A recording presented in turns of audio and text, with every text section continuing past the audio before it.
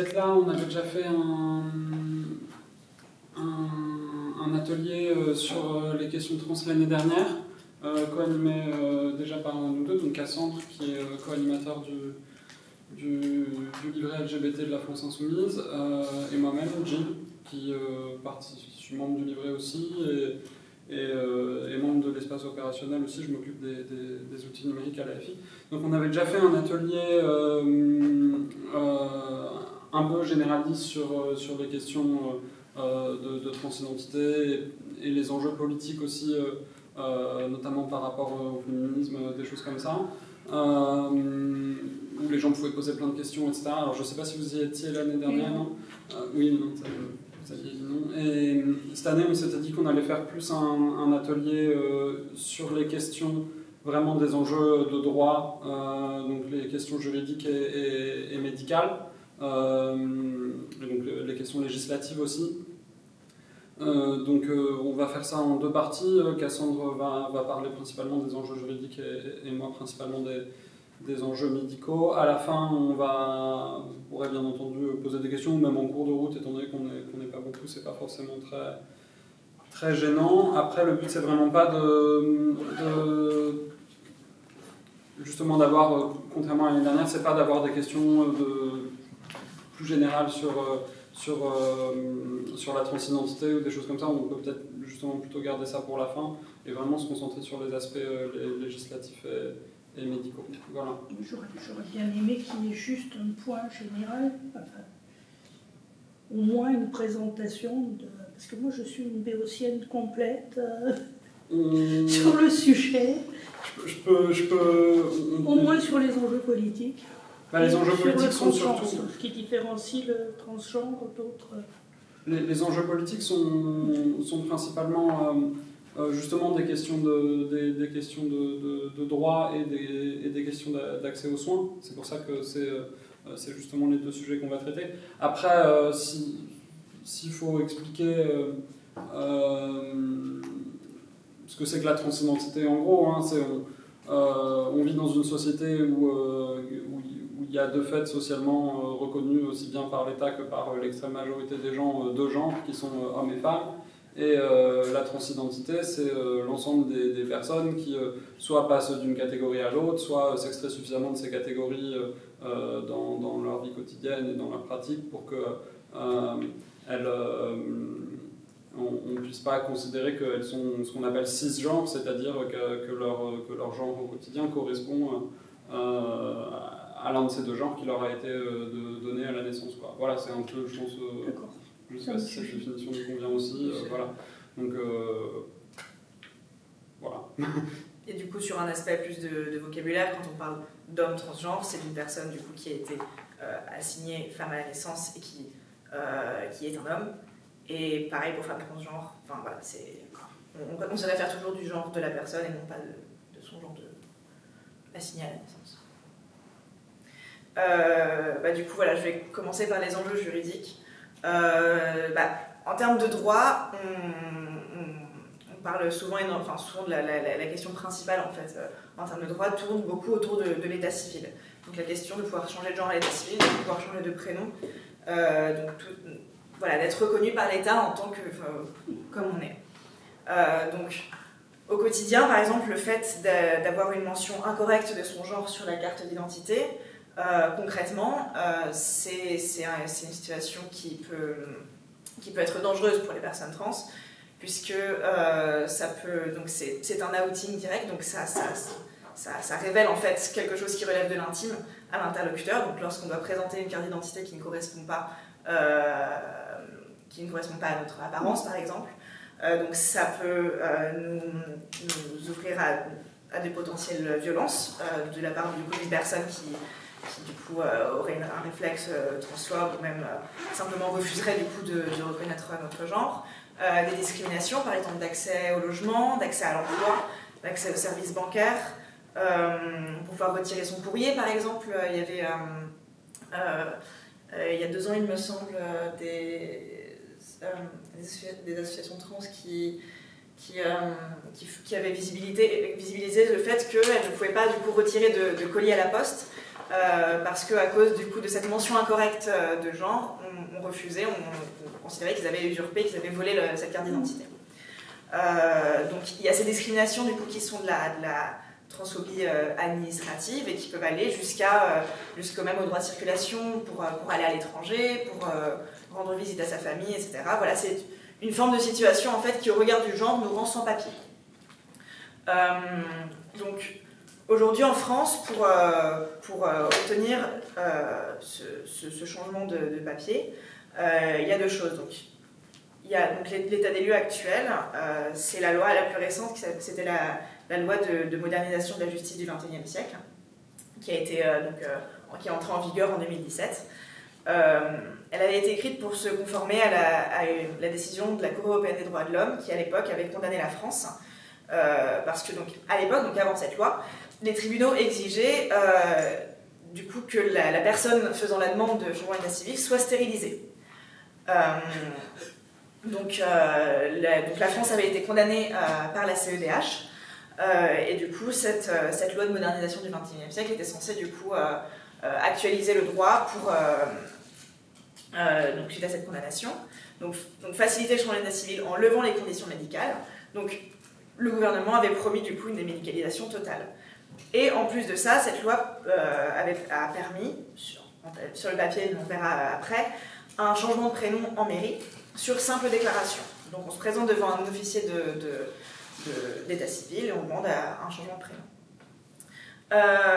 Le changement de prénom est très important quand même pour les personnes trans puisque c'est une condition de l'obtention de la mention du changement de la mention de genre à l'état civil. Parce que donc, pour changer son genre à l'état civil, il faut présenter ce qu'on appelle donc, un faisceau d'indices. Et dedans, du coup, le fait d'avoir obtenu le changement de prénom fait partie de ce faisceau d'indices-là. Donc, alors qu'il est, donc, le Code civil dit que toute personne majeure ou mineure émancipée qui démontre par une réunion de fait que la mention relative à son sexe dans les actes de l'état civil ne correspond pas à celui dans lequel elle se présente et dans celui dans lequel elle est connue,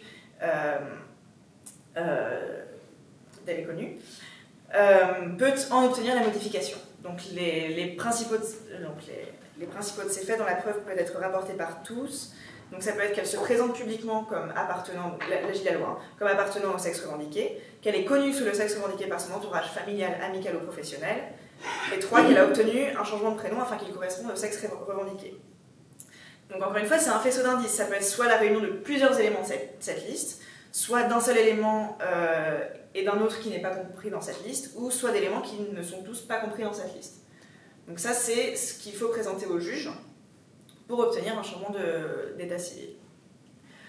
Alors, les limites de la loi, donc la limite principale, c'est que même si elle permet une démédicalisation du coup du changement d'état civil, elle ne permet pas de déjudiciarisation.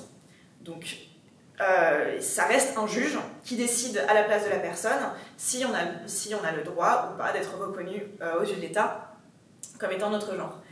Et ensuite, du coup, dans sa condamnation, en fait, la CEDH a permis tout de même aux États de s'appuyer, en fait, pour faire un changement d'état civil, de s'appuyer sur la version, comment dire, obsolète du, entre guillemets, syndrome du transsexualisme, qui est obsolète médicalement. Et du coup, ça fait que même si la France, du coup, a promis une démédicalisation, dans la pratique, en fait, la plupart des tribunaux demandent encore officieusement un diagnostic psychiatrique. Donc, comme on a vu, donc, il y a cette judiciarisation qui est encore là et qui ne permet pas, du coup, une émancipation totale du coup, des personnes trans qui feront une demande de changement d'état civil. Mais aussi, il y a la non-application de la loi. Donc, d'abord pour le changement de prénom, puisqu'on a vu que c'était une des conditions et vraiment une des étapes importantes pour obtenir le changement d'état civil. Il y a les associations ont reçu des témoignages qui font état de certaines mairies qui demandent des justificatifs médicaux, certaines mairies qui, lorsqu'elles reçoivent le changement de prénom, qu'elles voient que c'est dans le cadre d'une transition, que c'est une personne trans, qui décide de donner le dossier au procureur et de ne pas le traiter. Donc du coup qui judiciarisent de fait. Ou d'autres, pour des requérants qui même sont majeurs, informent les parents, ou informent la famille. Ce qui peut être, très dangereux pour... du coup, voilà, la personne est majeure, donc il n'y a pas à faire ça, ce qui peut être dangereux dans des situations de rupture familiale ou même dans des situations où les parents ne sont pas au courant. Et ensuite, alors donc, la loi pour le changement de prénom parle que le changement de prénom doit être obtenu dans des délais raisonnables. Et certains officiers du coup d'état civil ont une interprétation très très vague de ce terme de délai raisonnable et en fait allongent inutilement ces délais. Donc tous ces témoignages, c'est des témoignages de non-application de la loi ou du moins d'une interprétation qui vise à freiner ou bloquer l'accès aux droits des personnes trans. Ensuite, de même pour le changement d'état civil, cette judiciarisation pose des problèmes, ce qui fait que certains magistrats n'appliquent pas la loi ou demandent des justificatifs qui ne sont pas demandés par la loi. Donc, il y a eu notamment récemment les tribunaux de Bordeaux et de Versailles qui ont émis des avis réservés en invoquant une absence de preuve médicale. Donc, le magistrat du parquet de Bordeaux avait demandé à la requérante, en l'occurrence, de préciser si vous avez entamé ou si vous avez l'intention d'entamer un parcours médical pour finaliser votre transition et si oui, avec quel organisme. Donc, ce qui ne rentre pas du coup dans le cadre de la loi. Le procureur de Versailles avait argumenté le refus, ou du moins l'avis réservé, en disant « Il convient de demander la production de pièces suivantes, suivis médicaux allégués et justificatifs des opérations chirurgicales prévues. » Donc encore une fois, une non-application de la loi qui ne demande pas de justificatif médical. Pareil, le tribunal de grande instance de Versailles avait suivi l'avis défavorable et donc rejeté la demande de modification de l'état civil au motif que aucune attestation d'un médecin psychiatre ou d'un collège de médecins ne vient conforter le diagnostic de dysphorie de genre stable dans le temps. Donc la preuve intrinsèque d'appartenance au sexe féminin n'est donc pas produite et refus. Donc, encore une fois, ces magistrats n'appliquent pas la loi, puisque l'article du Code civil dit que le fait de ne pas avoir suivi des traitements médicaux ou une opération chirurgicale ou une stérilisation ne peut motiver le refus de faire droit à la demande. Donc, à la fois, il y a une non-application et aussi l'utilisation en fait, des ambiguïtés déjà existantes de la loi. C'est-à-dire que même si le Code civil dit que le fait de ne pas avoir suivi des traitements médicaux ne peut pas motiver le refus, ça ne dit pas que le refus ne peut être modifié par le fait de prévoir d'en avoir dans l'avenir en fait. Donc il y a aussi une loi qui est formulée de façon un peu ambiguë et que les magistrats exploitent de façon à freiner ces parcours-là. Et ça voilà, on peut penser à plein de raisons, soit directement des magistrats eux-mêmes transphobes qui considèrent qu'ils ont leur propre vision du genre et du coup de son immuabilité, ou alors des visions obsolètes informées par des années de psychiatrisation et de médicalisation qui fait qu'on n'a pas encore aujourd'hui les personnels administratifs et les magistrats n'ont pas une vision actualisée et à la hauteur en fait, des réalités de ce qu'est une personne trans, de ce qu'est le genre, des droits humains en fait, qu'il faut respecter. Au niveau de ces principes-là, c'est vrai que le droit international est assez faible à ce niveau-là. Il y a eu en 2007 l'ONU qui a adopté donc, la déclaration relative à l'orientation sexuelle et l'identité de genre, qui reprenait les principes de Yogyakarta, qui donc énonce en fait un principe juridique selon lequel l'orientation sexuelle et l'identité de genre sont définies par chacune personnellement, et ce sont l'un des aspects les plus fondamentaux de l'autodétermination, de la dignité et de la liberté. Et personne ne doit être soumis à de la pression pour dissimuler, supprimer ou nier son orientation sexuelle ou son identité de genre. Donc ce principe-là, c'est un principe d'autodétermination qui est présent aussi dans certaines lois. La loi d'identité de genre argentine place l'autodétermination comme définition du genre. Donc elle permet en fait de changer son genre et son prénom à l'état civil de façon simplement déclarative. Et le principe de confidentialité fait que ça doit être changé et aucune trace ne doit être faite du prénom et du genre de naissance. Donc voilà, ces lois existent et en règle générale, dans le monde, on va vers une amélioration de la dignité et vers une garantie en fait, de cette autodétermination qui est prévu dans les principes de l'ONU. Mais comment dire, en tout cas en France, on est clairement à la traîne. Et on a vu qu'avec la CEDH, la condamnation, par exemple, de la France sur les anciennes dispositions juridiques pour le changement d'état civil restait ambiguë et continuait d'intégrer en fait des principes psychiatriques obsolètes et profondément transphobes. Nous, en fait, donc, à la France Insoumise, ce qu'on veut, on veut proposer une loi de changement d'état civil qui soit libre et gratuite en mairie.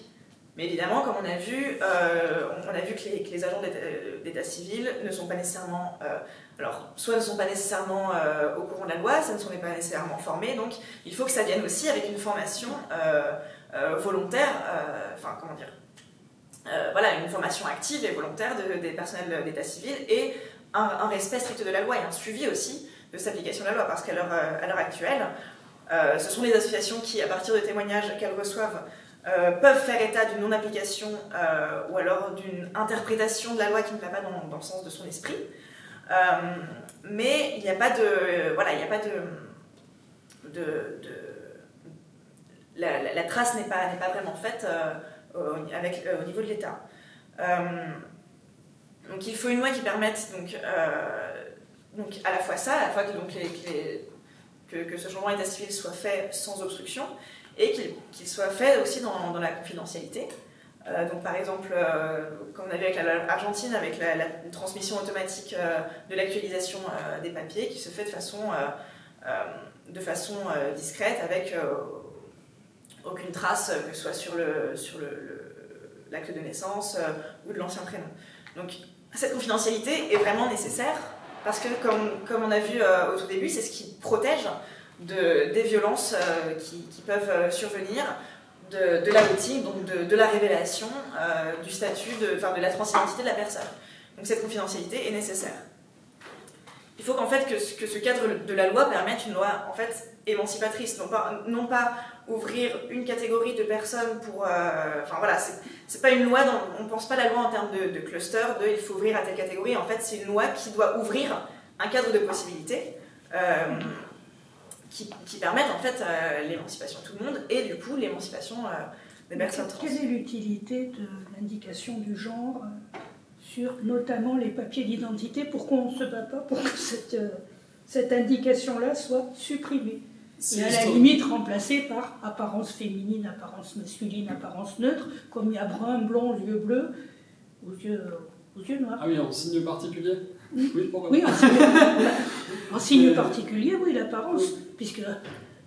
Historiquement, ça a été une revendication pendant longtemps des assos trans, plutôt dans les années 80, la suppression de la mention du sexe à l'état civil. Je ne saurais pas dire exactement ce qui a fait qu'on est passé sur plutôt des revendications de changement libre. Peut-être l'impression que c'était finalement beaucoup plus dur à obtenir alors qu'on croyait. C'est aussi stratégique, historiquement. Les deux conviendraient. À la fois, c'est plus dur à obtenir et à la fois, en fait, la suppression du genre à l'état civil, alors, ça règle entre guillemets ces problèmes, mais ça refait tomber en fait les personnes trans dans un régime d'invisibilité totale en fait. Donc, il me semble que les arguments en fait que j'avais entendus, c'était que en fait le fait d'obtenir un changement d'état civil permet aussi d'affirmer son genre et c'est aussi une forme d'affirmation et d'émancipation par rapport à une invisibilité totale. Bon, c'est les arguments, mais voilà, ça se discute. Non, mais c'est les arguments les plus récents que j'ai entendus à ce niveau-là. On peut très bien n'avoir pas envie d'être identifié comme femme sur ses papiers d'identité, ou comme homme pour les hommes, je suppose. Du coup, ça forcerait à choisir. Oui, voilà, ça reste problématique du coup pour les personnes qui sont trans mais ne rentrent pas dans la catégorie de femmes, qui sont donc trans non binaires. Et voilà, de fait, nous, le livret du coup revendique à long terme en fait la suppression du genre à l'état civil, mais pour l'instant, c'est à partir du moment où on est dans un régime quand même qui reste binaire, la priorité est à la facilitation en fait, de ces procédures. Je comprends ça, mais enfin il me semble que là, cette fixation sur le genre se raccroche surtout à la création du monde et à la religion, à savoir, et notamment au mariage qui n'était autorisé qu'entre personnes de genre différents. Bon, à partir du moment où cette barrière-là a sauté en France, je pense qu'en insistant pour poser moi je suis femme, moi je suis homme, moi je suis trans, moi je suis entre trans et femme ou entre... Enfin, bon, on va faire des nuances, on va faire du... C'est quoi? C'est à quoi ça sert? On s'en fout quelque part. Tu dis invisibilité, la visibilité c'est sur autre chose qu'elle doit être. Historiquement, c'est la revendication la plus ancienne qui a été portée. D'ailleurs, c'est assez rigolo quand on regarde les prénoms des personnes trans de ces années-là, c'est souvent des prénoms non genrés parce que les gens réussissaient à faire changer leur prénom dans l'espoir ensuite que la mention...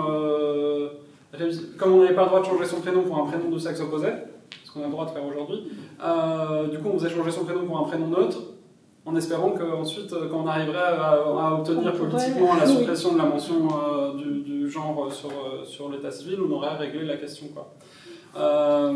Et oui, mais ça fait partie des revendications de long terme de toutes les associations, mais simplement c'est des choses qui forcément vont entraîner des débats dans toute la société et qui seront bien plus difficiles à obtenir que le changement en mairie qui lui fait l'objet d'un mini-article dans une loi de justice et qui peut passer à l'Assemblée un jour par coup de chance sans que ça fasse des débats énormes, et donc c'est quand même une revendication beaucoup plus atteignable à long terme. Mais qui dépend d'un fonctionnaire qui va être plus ou moins... Oui, bien sûr. C'est pour ça que ça dépend aussi des législateurs, et que c'est aussi pour ça qu'on pousse pour ces changements législatifs-là. C'est que c'est le levier, en tout cas, c'est aussi le levier qu'on a, nous, dans le politique. Et c'est aussi, d'ailleurs, c'est même pas qu'en termes d'état civil, parce que c'est aussi à l'état d'agir pour les changements de régime à la CAF ou à la sécurité sociale. Récemment, il y avait la journaliste Hélène Azera, qui était journaliste à Libération,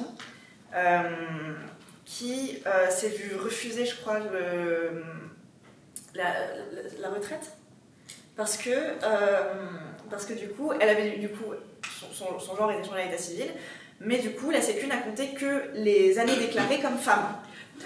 Et n'a pas compté le reste des années. Du coup, maintenant, elle est dans une situation de précarité parce que du coup, elle n'a pas le droit à la retraite.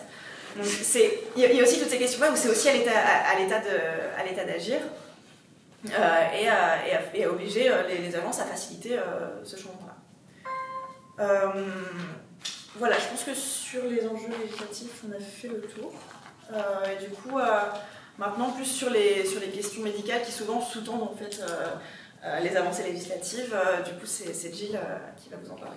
Oui, les questions médicales sont beaucoup aussi des questions juridiques. Bon, alors, toutes les personnes trans n'ont pas besoin n'ont pas envie ni besoin de traitements médicaux, mais beaucoup aussi. Donc, pour faire plein de choses, que ce soit prendre des hormones, faire des chirurgies, faire de la rééducation de voix, enfin, il y a énormément de choses qui peuvent être faites pour essayer que son apparence corresponde plus au genre dans lequel on souhaite vivre. Il faut donc rencontrer des médecins.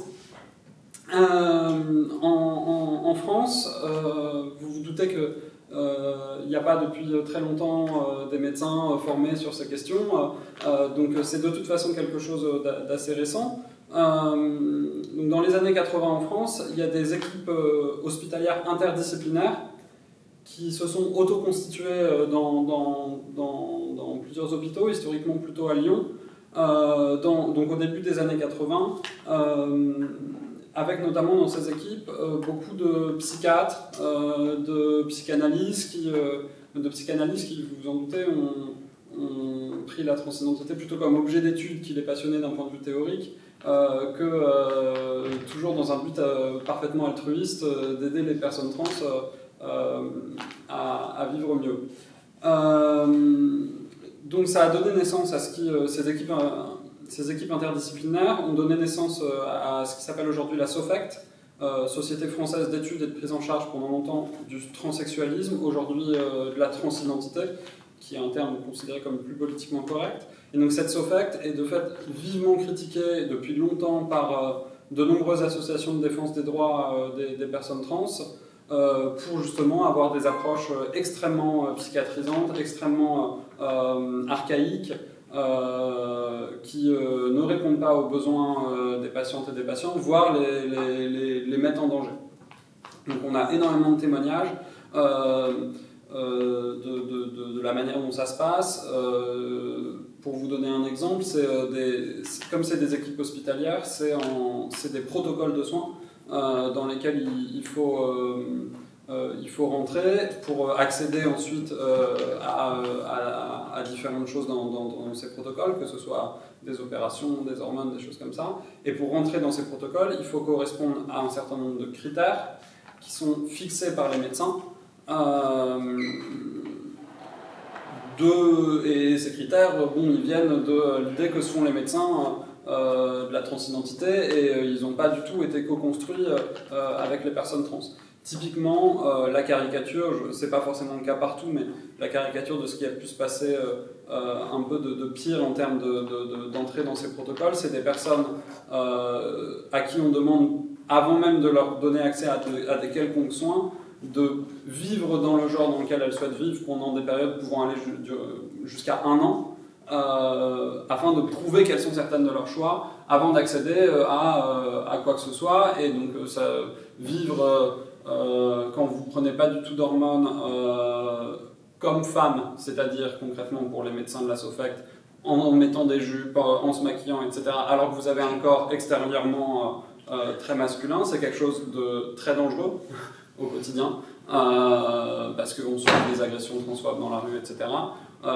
Et ça ne répond pas du tout aux besoins des patientes.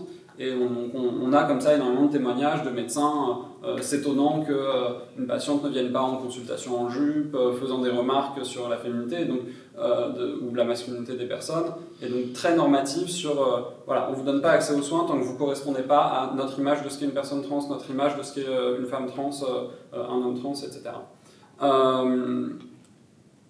C'est très compliqué, et la SOFECT est très puissante en France parce que c'est la SOFECT qui est la seule organisation représentative de médecins reconnue par le ministère de la Santé. Donc les seuls interlocuteurs du ministère de la Santé aujourd'hui sur les questions trans, c'est cette association de médecins qui essaie de redorer son image depuis quelques années, je dirais même à peine plus de quelques mois, en essayant d'inviter des assos trans à ses colloques, etc. depuis vraiment très peu de temps, mais c'est tout nouveau, donc on va voir ce que ça donne, mais globalement, peu de gens leur font confiance actuellement. Donc c'est l'interlocuteur privilégié de l'État, et c'est même allé jusqu'à ce que, pendant très longtemps, en fait en 1989, il y a une circulaire du ministère de la Santé qui a établi que seules les personnes trans passant par ces équipes pouvaient obtenir un remboursement de leurs soins. Ce qui est complètement illégal, puisque en France est garanti normalement le libre choix du praticien. Sauf que, une circulaire face à une interprétation de la loi, pendant très longtemps, la Sécu n'a remboursé personne qui ne passait pas par ces équipes.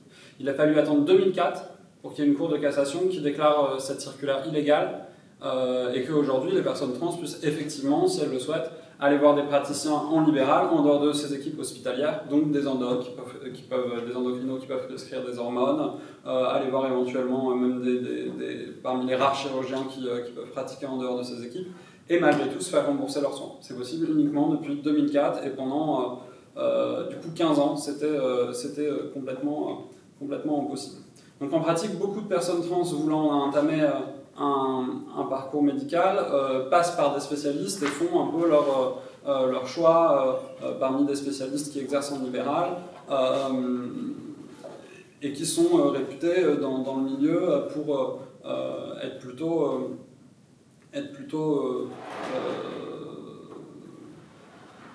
bien pratiqués avec les personnes trans et traités et répondre correctement à leurs besoins. Souvent, ces spécialistes du coup ont de lourds dépassements d'honoraires, donc on reste quand même sur l'accès aux soins qui est très compliqué d'un point de vue financier, et de toute façon, pour de nombreux actes, il y a encore des spécialités ou des opérations qui ne sont pratiquées que par des médecins qui sont membres de la SOFECT. Donc il y a plusieurs choses à faire pour répondre à cette question, à ces questions-là, et que la France Insoumise propose de faire. Sur la question du remboursement des soins, bon, c'est bien simple, l'Avenir en commun propose le remboursement de tous les soins à 100%, et le livret droit nouveau qui vient complémenter va même plus loin en proposant aussi le remboursement pour les personnes trans des soins qui peuvent être pratiqués à l'étranger, puisque certaines choses sont pratiquées en France, mais par des chirurgiens ou par des médecins qui ne sont pas forcément les meilleurs du monde, et on peut avoir envie, parfois pour pas plus cher, d'aller voir des médecins à l'étranger, et il faut que aller voir ces médecins-là soit aussi remboursé. Aujourd'hui, le seul moyen de faire une transition médicale et d'être remboursé à 100% en France, c'est de demander ce qu'on appelle une ALD, donc une affectation longue durée, qui normalement est quelque chose qui historiquement a été créé pour les maladies graves et les maladies longues. Depuis quelque temps, je ne sais plus exactement de quand date la loi, mais il existe des ALD non maladies. Donc c'est le cas de la transidentité. Donc pour avoir une ALD, il faut faire un dossier auprès de la Sécu, etc. Et à ce moment-là, on n'a plus les soins avancés, on n'a plus les frais à avancer, on est directement remboursé en avance pour tout un tas de soins qui sont prévus dans le protocole de l'ALD, qui est donc un accord avec la Sécu. Bon voilà, mais faire une ALD, ça a un coût aussi, qui est que c'est des choses qu'on est par exemple obligé en théorie de déclarer dans plein de situations de la vie, notamment quand on va faire un prêt à la banque. Et quand on a une ALD et qu'on a un prêt à la banque, on paye une prime de risque en plus. Parce que les banques considèrent que si vous avez une ALD, c'est que globalement vous n'êtes pas en bonne santé. Parce que c'est pas précisé en fait, l'ALD ne précise pas ce que c'est, donc ils disent il y a quelque chose. Donc, Voilà, donc on ne peut pas aujourd'hui en France transitionner sans rien payer et sans subir de discrimination non plus. Il faut faire un choix. Et par ailleurs, c'est même plus compliqué que ça, parce que même quand on n'a pas d'ALD, des médicaments qui devraient être remboursés normalement, dans le sens où il y a un tas de médicaments qui sont remboursables à 100%, même en dehors d'une ALD, en fait le problème c'est que pour beaucoup de médicaments que peuvent prendre des personnes trans, elles le prennent ce qu'on appelle hors autorisation de mise sur le marché. C'est-à-dire que les hormones une autorisation de mise sur le marché, d'un médicament, elle est toujours en lien avec une population cible sur laquelle ont été faites les études, etc. Bien souvent, les hormones que prennent les personnes trans, elles ne font pas partie des populations cibles de ces médicaments. C'est-à-dire, par exemple, des oestrogènes que vont prendre des femmes trans, en fait, c'est des médicaments pour le traitement de la ménopause. Donc, ils ne font pas partie les personnes trans ne font pas partie des autorisations de mise sur le marché, et donc à ce titre, comme le médicament est pris hors autorisation de mise sur le marché, il n'est pas remboursé. Voilà, tout un tas de choses comme ça qui font qu'à la fin, il y a la Sécu et on paye. Voilà, donc comment, sur la question de l'accès aux soins financiers, la solution, voilà, c'est une réforme de la Sécu, suppression des mutuelles, et on prend la part mutuelle et on rembourse à 100%. Sur la SOFECT, il faut clairement changer la représentation sur les questions trans auprès du ministère de la Santé. Elle doit beaucoup plus être une représentation associative. Il faut que les interlocuteurs soient principalement les associations de personnes trans et pas seulement les médecins. Mais il faut aussi varier les représentations du corps médical. C'est-à-dire qu'il y a plein de médecins aujourd'hui en France qui exercent en libéral, qui commencent un petit peu à se constituer, notamment dans le nord de Paris, à Saint-Denis, pour faire des équipes interdisciplinaires aussi sur les questions de transidentité, mais avec des approches beaucoup moins transphobes que celles qu'on peut trouver à la SOFECT. Et il faut, de manière plus générale, reconnaître le libre choix des parcours médicaux de transition, mais même aller plus loin, proposer des nouveaux protocoles qui ne soient pas comme ça plein de conditions pour accéder aux soins comme sont les protocoles actuels. Et ça passe par la Haute Autorité de Santé, qui peut proposer des protocoles de ce type et dont une partie des gens sont nommés, il me semble, par le ministère de la Santé. Oui. Et donc en nommant des gens dans cette Haute Autorité de Santé qui vont proposer des protocoles, parce que des protocoles il en existe à l'étranger qui sont beaucoup moins transphobes que ceux qu'on va trouver en France, ne serait-ce qu'aux États-Unis. Donc c'est pas un manque de recherche sur la question, c'est vraiment qu'en France on a historiquement des médecins travaillant sur la question trans qui ont des pratiques extrêmement transphobes et qui sont extrêmement puissants dans le milieu médical. Voilà. Peut-être un dernier point sur des questions médicales spécifiques aux personnes trans, c'est la question des droits reproductifs, notamment l'accès à la PMA et à l'autoconservation des gamètes. Donc aujourd'hui, on a une loi PMA, un projet de loi PMA qui, de fait, n'inclut pas du tout les personnes trans sur deux aspects. Je vais boire de l'eau parce que j'arrive plus à parler.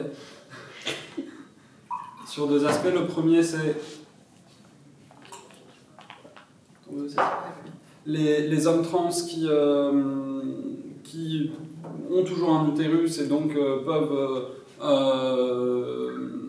pourraient faire une PMA ne sont pas inclus dans la loi, puisque la loi dit que c'est des femmes, qu'elles soient célibataires ou en couple lesbien, etc., mais que ça ne peut être que des femmes qui ont accès à la PMA. Dès lors qu'un homme trans a fait son changement d'état civil, il ne peut plus faire de PMA.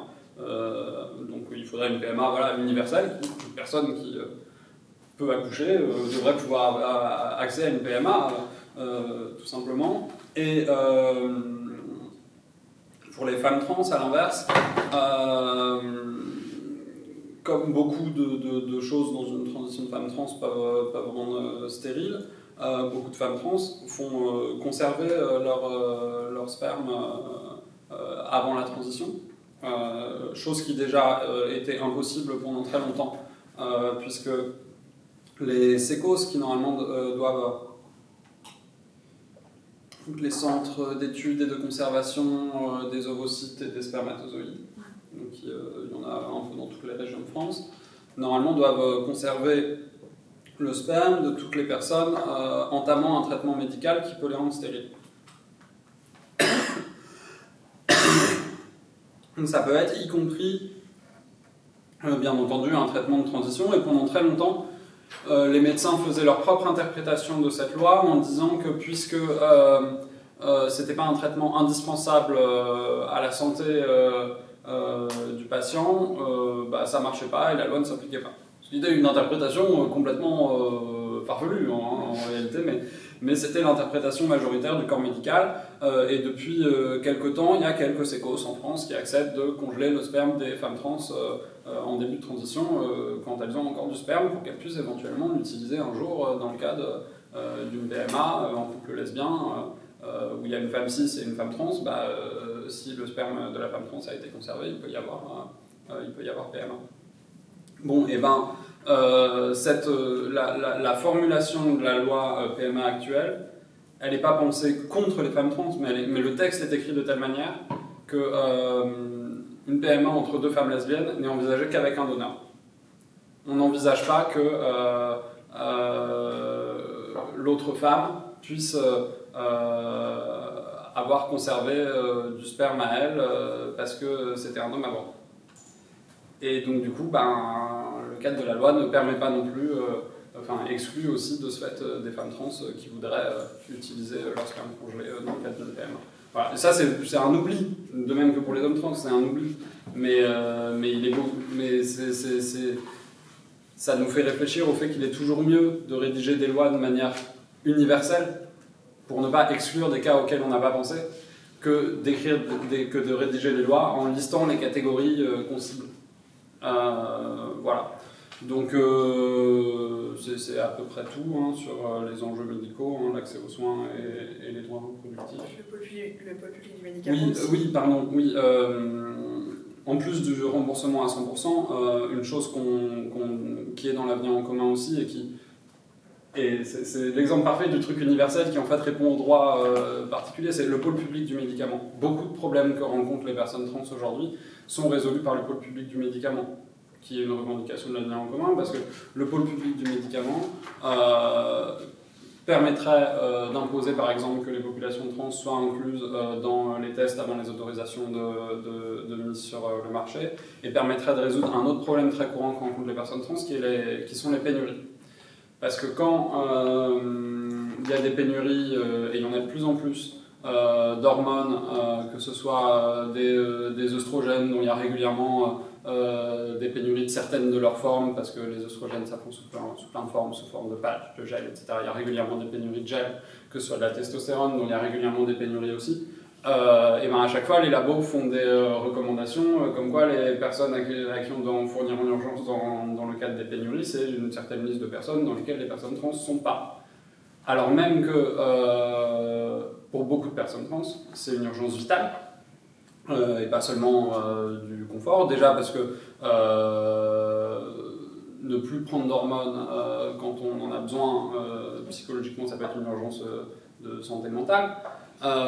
Mais même au-delà de ça, en termes de santé physique, beaucoup de personnes trans ne produisent plus les hormones naturelles de leur genre assignées à la naissance. Moi aujourd'hui je ne produis plus de testostérone. Et quand vous ne produisez plus vos hormones et que vous ne pouvez pas prendre les hormones de votre traitement, vous n'avez plus d'hormones dans le corps et globalement vous êtes mal, quoi. Très très mal. Voilà.